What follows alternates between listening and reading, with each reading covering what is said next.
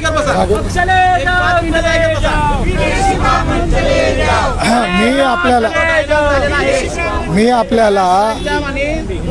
मध्ये डायलॉग झाला ते खरासर आपल्याला सांगत आहेत शांततेने. साथियों, आप लोग थोड़ा ध्यान नहीं दे रहे थे. हम जोशी साहब से बात कर रहे थे और जोशी साहब को ऐसे ऐसे सवाल पूछ रहे थे कि जोशी साहब के अंदर का रहस्य बाहर निकाल लिया. तो जानकारी आपको मालूम होनी चाहिए. हम अंदर नहीं गए, हमने उनको बाहर बुलाया. तुमको जो इज्जत है उनको बुलाया, इज्जत के साथ तुमने हमको बाहर खड़ा किया, तुम बाहर आ जाओ. वो अंदर थे, ये लाइव टेलीकास्ट हो रहा था, पूरे देश भर के लोग इस जोशी को देख रहे थे कि उसको इतनी शर्म नहीं है. ये लोग लोकतंत्र के अधिकार से आए, वो बाहर आते, ज्ञापन लेते, हम उनका गला दबाकर तो मार नहीं डालते थे. डर किस बात का है? क्या बात हुआ उनसे? हमने उनको 3 सवाल पूछे. नंबर 1 कि 18 साल हुए, भोन का स्तूप का रिपोर्ट क्यों प्रकाशित नहीं हुआ? तो उन्होंने जवाब देते हुए कहा हमें मालूम नहीं है. पकड़ में आ गया, पकड़ में आ गया. कल मुझे सकाळ पेपर के पत्रकार का फोन आया था और ऊपर में जोशी साहब का स्टेटमेंट छापा, नीचे मेरा छापा. वो सकाळ वाला पेपर वाले को मैं बात करूंगा. आज कल मेरा छाप ये जोशी गलत सिद्ध हुआ. आज पुनः एडिशन में मेरे नाम से स्टेटमेंट है और जोशी के नाम से स्टेटमेंट है. सही पत्रकारिता तो ये है. हमने सबके सामने उनको पूछा 18 साल सम्राट अशोक के स्तूप को आप लोगों ने रिपोर्ट क्यों नहीं पब्लिश किया? बोलता है मुझे मालूम नहीं है. अरे सम्राट अशोक का ही मालूम नहीं है, अशोक का ही मालूम नहीं तुमको? प्लानिंग करके नहीं छापा, इसलिए यहाँ पर मोर्चा है.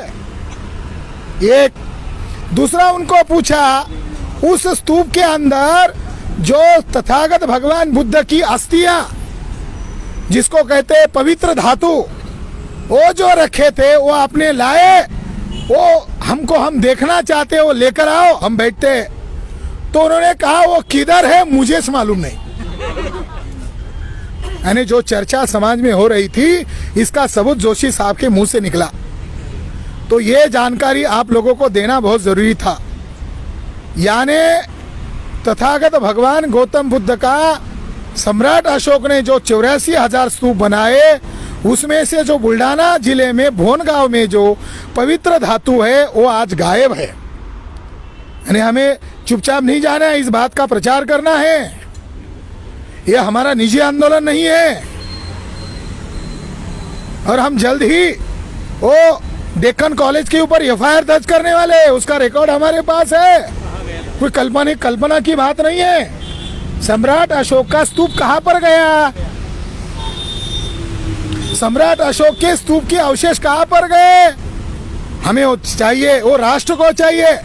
इसलिए एक बड़ा आंदोलन हमने करने के लिए उनको कहा हम मार्च अप्रैल तक तुम्हारी राह देखेंगे. जनवरी के बाद हम भी फ्री, तुम भी फ्री. लॉकडाउन से हमारे लोग रुके हुए हैं, नहीं तो यहाँ लोग ज्यादा होते थे. हम मई महीने तक इंतजार करेंगे और हम 5-6 लाख लोगों का मोर्चा लेकर आएंगे. फिर हम हमारी तैयारी करते हैं. एक बात, एक सूचना आप लोगों को. दूसरी सूचना, पूना जिले के अंदर के लोगों को हम आंदोलन करता है.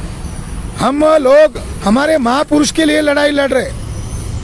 अब हमारा टारगेट है वो तथागत बुद्ध का अस्थि कलश हमको चाहिए. हम तब तक चुप नहीं बैठेंगे.